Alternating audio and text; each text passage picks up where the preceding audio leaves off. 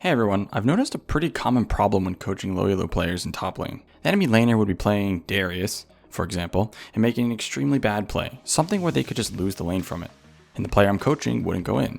When I asked them why they didn't punish it, they would say, well, I'm afraid of Darius. And that's what inspired me to make this video. You guys can't play scared just based off the champion that they're playing, and I'm going to prove it to you. I'm going to show you examples of low elo players being too scared to fight when they shouldn't be, and then show you a high elo example of them having no fear and playing properly, so you can see the difference. We're going to use Darius as an example since he's a classic low elo stomper. His ban rate gets higher the lower elo you go, even though you probably shouldn't be wasting a ban on him. This clip is from a game in gold of Urgot vs Darius. Before we see what happens, who do you think is stronger at level 1 between these two? I hate doing these, but it's a trick question. The reason for this is, Darius wins if they just battle it out till the death and he starts a W. But if it's a shorter trade, Urgot wins. Urgot has a really strong level 1.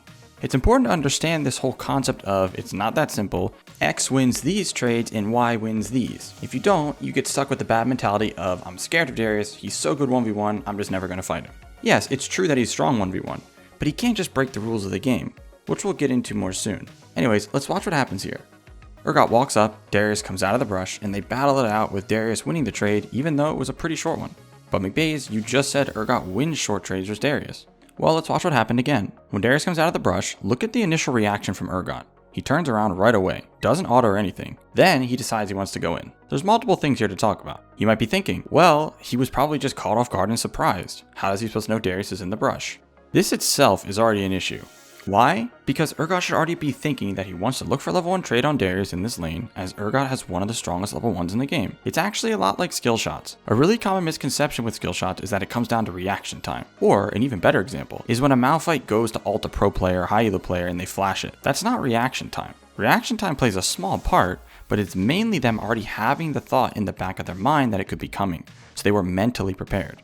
That's exactly what I'm saying here with the Urgot vs Darius. He should have been mentally prepared to go in.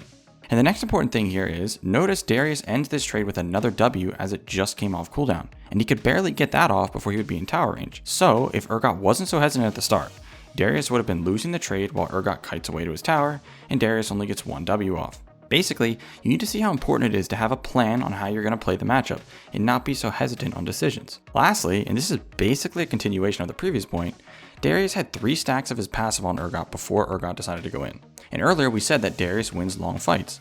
Why does he win long fights? It's his passive. Between the bleed and the insane AD he gets at max stacks, he just starts to take over. If Urgot goes in right away, Darius would get his 5th stack way later.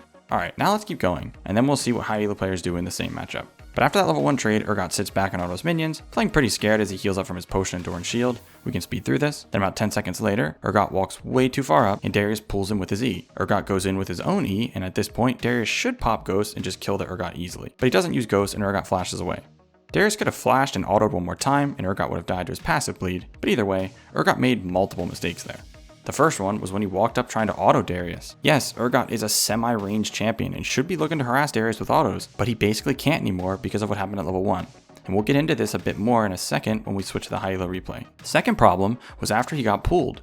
He tried to hit Darius with E. Even if that landed, Darius still wins.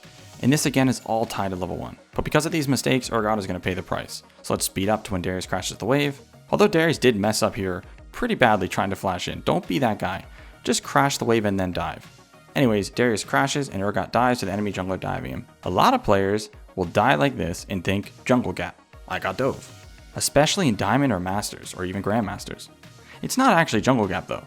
So let's look at a high elo VOD to see why. We have the same matchup here, this time in Masters. Right off the bat, we can see a huge difference. Urgot is in Darius' side of the lane brush. This is exactly what I'm talking about when it comes to mentality. He obviously is looking to fight level 1. He has a plan. He knows Urgot is very strong level 1. Then, as the first minions get low, Darius tries to grab them with Q, and Urgot goes in the moment he does that. Darius knows he can't win, so he has to hold all of that damage. Alright, now we can loop back around to what I was talking about earlier, on why the level 1 is so important. Notice in the previous VOD, Urgot lost level 1 from his hesitation, and then Darius had full control to push at level 1, get the minion level advantage, and eventually crash the wave so Urgot could be dove. Darius basically controlled the lane from level 1 to 3. Now compare that to here. Darius tried to safely get these minions, but Urgot was ready to use his level 1 strength. And now Darius is the one who lost a ton of health and has to sit back, while Urgot will be in control of the lane. This means Urgot will control the lane from at least level 1 to 3. since he will crash 3 waves on the tower. Then Darius would have to collect the whole thing and start slow pushing back the other way. This applies to any matchup. This is why it's so important to understand how level 1 goes in each matchup. It sets up the next few levels minimum. But if we continue the VOD here, Urgot ends up getting hit by Darius Q, but he hits him with a few autos at the same time. Now, in the previous VOD, remember, Urgot at level 2 tried to auto Darius, but he got hooked by his E, and I said the issue was actually from level 1. This is what I mean. If Urgot is pushing and controlling the lane like he should, by all means he should look for range poke.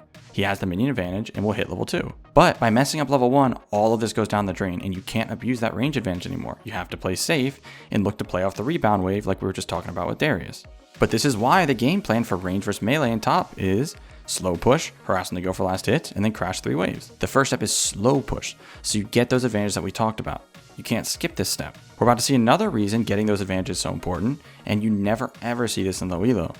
Urgot is going to hit level 2 first here after that last trade, and the moment he does, he uses E and flash to go in on Darius. Darius ends up flashing towards river, so he survives, but the concept here is very important. You probably think it's about the level 2 all-in that we always talk about. That's not it. It's by playing level 1 right, it makes the Darius have to play properly in the first 3 levels. If he makes any mistakes, they can be hard punished like this. He was too far up when Urgot was 1 minion from level 2, and you should have been paying attention to that. If you don't play level 1 right, you lose out on 3 whole levels where the enemy can make lane losing mistakes, especially in low elo when they're never playing properly at all.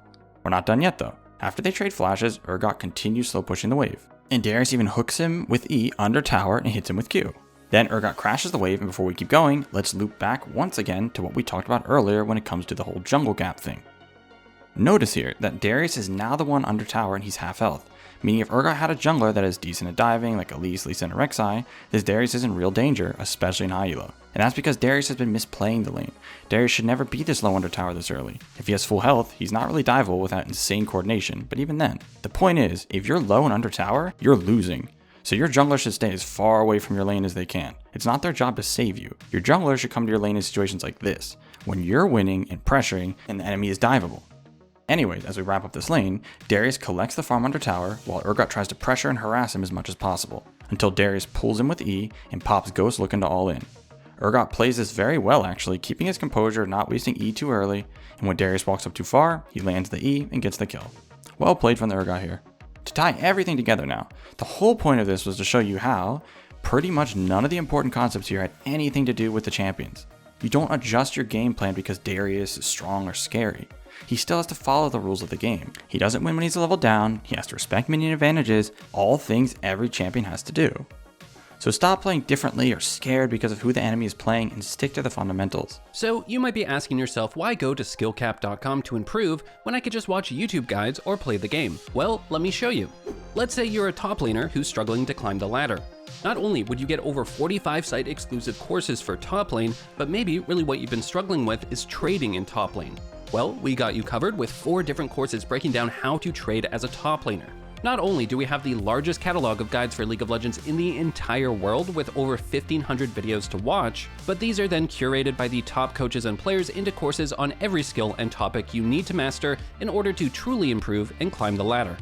If all of this wasn't enough, we haven't even touched on our catalog of over 700 Smurf commentaries, where a challenger expert shows you how to climb out of your rank and you're guaranteed to get any questions answered by them directly.